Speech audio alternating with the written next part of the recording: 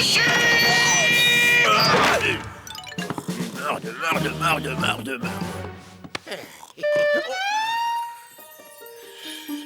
Marre.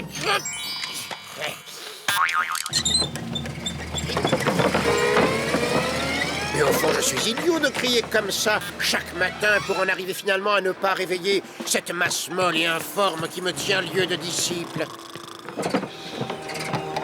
Alors qu'il existe de bonnes vieilles méthodes traditionnelles qui ont fait leur preuve. Ça doit faire mal. Disciple, ma dernière invention va véritablement révolutionner la civilisation des loisirs. Laissez-moi deviner, il s'agit du lit qui monte et descend l'escalier? Mais non, sot. Nous allons vendre du rêve en aérosol. Suivez-moi. Basé sur le principe de la multiplication des atomes, mon produit offrira à ses acquéreurs le décor de vacances idéal de leur choix. Bonjour, Mathurine. Bonjour, monsieur Léonard. Bonjour, Mathurine. Bonjour, Basile. C'est pas très clair. Je l'admets, disciple. Plutôt qu'une longue explication, passons à une courte démonstration. Tenez, prenons par exemple l'aérosol mer du Nord. Pas trop, hein, que ça se dissipe. Voilà. C'est beau, hein? Mais c'est tout bonnement génial. Vous trouvez? Ça va me mettre du sable partout. À quoi ça sert que je nettoie, moi? Allez faire vos cochonneries ailleurs. Allez, et si possible dehors. J'ai cardiaque à force. Maître, là, vous me sciez. Vous êtes vraiment le plus grand inventeur que la Terre ait jamais porté. Vous êtes injuste, disciple. Oui, c'est vrai, des inventeurs, il y en a eu d'autres. Mais que sont-ils au regard de l'invention merveilleuse que vous venez Il de... ne s'agit pas de ça. Vous m'avez limité à la Terre au lieu de dire le plus grand inventeur de toutes les galaxies.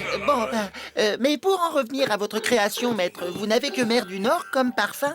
Bien sûr que non, So. J'ai pensé à tout. Regardez, campagne, avec ou sans usines polluantes, la montagne, les 7 mers, la jungle amazonienne, les îles du Pacifique. Vous allez voir. Alors, pouf, pouf, au hasard. Oh, Oh, bah, qu'est-ce que Alors, qu'est-ce que vous en dites? C'est beau, hein? c'est mieux à la maison? épatant. Je dirais même mieux, formi. C'est quoi ce bruit? Pas de chance, disciple, mais les avalanches font partie de la vie de la montagne. Et puis j'ai tout prévu. Cherche, Raoul, cherche. Eh, doucement, on n'est pas aux pièces, je sais ce que je vais faire. Voilà. Photo. Ouais.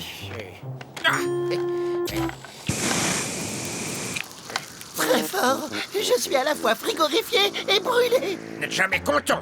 J'ai le même en version été qui devrait avoir un certain succès. Je l'ai baptisé Joyeux Tyrol.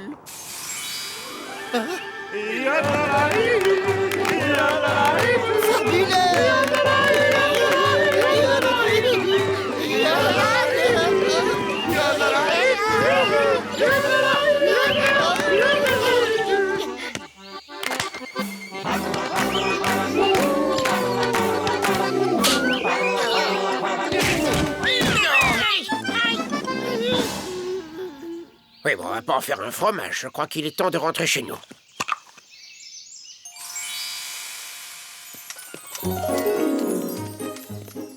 Ça va, disciple? Comme ci, comme ça. Bien, dans ce cas, on continue. Ah non, maintenant ça suffit. Je veux bien tester votre truc là, mais c'est moi qui choisis. Quel caractère de cochon. Égout de la ville? Non. Centrale atomique? Non. Sortie de métro à l'heure de pointe? Ben non. Oh, voilà qui me semble parfait. Île déserte, paradisiaque, lointaine et tropicale.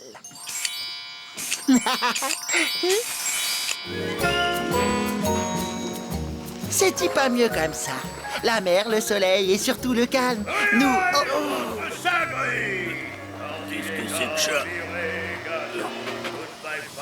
Oh, fichtre des pirates! c'est ça votre île déserte? C'est vous qui avez voulu venir, non? File au trésor à vue! Mais ils vont nous couper en rondelles. C'est fort probable. Le pirate n'aime pas qu'il y ait du monde sur son île déserte au trésor. Qu'est-ce qu'on fait, maître? À votre avis? Attendez-moi! À couvert sous les arbres, on sera à l'abri. Pas envie de finir en rondelle, moi. Courant! Voilà. Ici, les pirates ne nous trouveront Non, jamais. Mais les cannibales, si. Ah, bonjour. Oh, je vous hais, vous et vos inventions à la noix. Silence, les plats du jour. Il serait peut-être plus que temps d'envisager une solution, non? Ne vous en faites pas, disciple, j'ai mon idée. Raoul, voici ce que tu vas faire. À vos ordres, chef. C'est parti.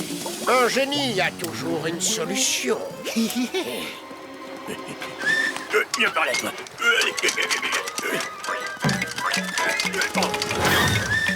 Et voilà. Par ici. On ne vous a jamais appris qu'il ne faut pas jouer avec la nourriture. Vite, maître, vers la cage. Allez, souquez plus fort, moussaillon. Ma formule déjeuner. Rattrapez-les. Les cacas, les ninis, les babales, les cannibales. Heureux les quinquins, les requins. Les pipis, les pirates. C'est exactement le genre de situation particulièrement coincée dont seuls les héros confirmés peuvent se sortir. Il se trouve justement que nous sommes des héros confirmés, dès lors il n'y a rien à craindre, donc pas de panique, et reprenons le cours de l'histoire là où nous l'avions arrêté. Là. Voilà. Et ça.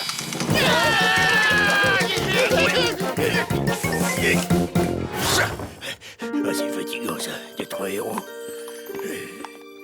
Voilà. Ouf, on l'a échappé belle. Et finalement, on est si bien chez soi. Oui, mais quand même, il y en a plein que nous n'avons pas testé. Tenez, des charges d'ordures.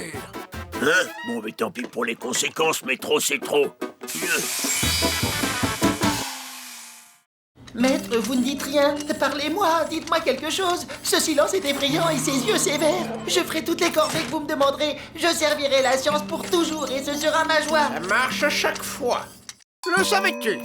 Une illusion d'optique est une illusion qui trompe le système visuel humain, depuis l'œil jusqu'au cerveau, et aboutit à une perception déformée de la réalité.